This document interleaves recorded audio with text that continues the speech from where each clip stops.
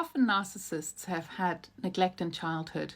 They've been gaslighted themselves, and so their reality was warped as a child, so now they do it as an adult. Gaslighting is manipulating somebody to not believe their own reality, their experience, and what happened to them.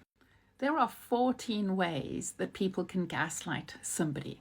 Let's look at what they are and tell me in the comments how many of these techniques has a narcissist, whether it's your parent, a partner, a friend, a colleague, or even yourself, used in the world. They prioritize their experience to delegitimize yours by saying, I just don't have capacity for you. I don't know why you'd make yourself think that I do. They deflect. Instead of listening to what you're saying, they deflect and speak about something else to avoid what you're sharing. They deny it ever happened. They just simply say, I don't know what you're talking about. They question your memory. Are you sure that happened like that? Were you not drunk? Was something going on that you were emotional and you might be remembering wrongly? They contradict themselves. So at one point they say, oh yes, I might have said that. Another point they go, no, I never did that. Oh, I could see why you thought I said that, but I didn't mean it that way. They blame you for their behavior. Well, I wouldn't do that if you hadn't done this. And I don't think I did that. You must be making it up in your own head because it isn't something that I would do, so it must be your fault. They create word salads, kind of like what I just said in that blame, where you don't quite know what they're saying and you can't quite follow it. So it's just making it confusing for you, and you really begin to wonder what you're thinking, how you're feeling, because you can't make sense of reality. There's emotional manipulation. Why would you think I'd do that? How could you think so terribly of me that I would do that? What is wrong with you that you would ever see me in that light? They act the victim of their behavior. So instead of you focusing on them being accountable, they then become the victim and blame you for it. So they would say, well, of course I would have done that. And I was having such a rough day. Why would you even bring this up when you know what a rough day I'm having? Why are you somebody who thinks that this is okay? Why would you label me and make me feel bad about myself? What do you think judging is going to do in this situation? Why are you somebody who does this?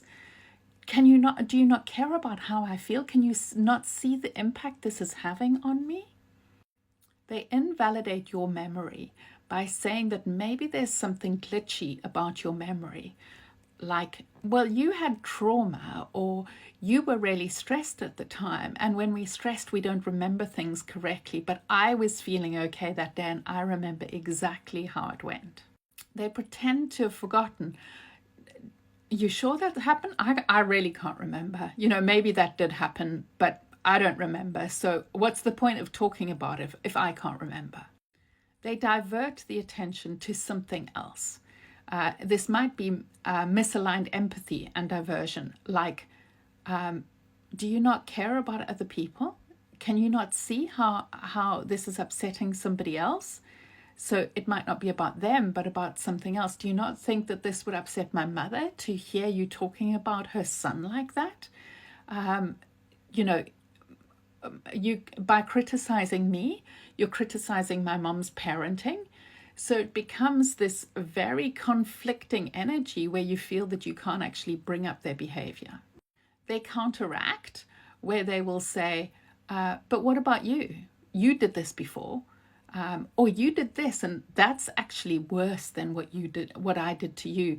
So therefore what I did was not valid.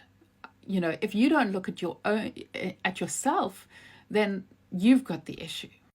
Or they turn around and shame you and go, why do you always make everything about you, like you are the victim and everything is going wrong for you?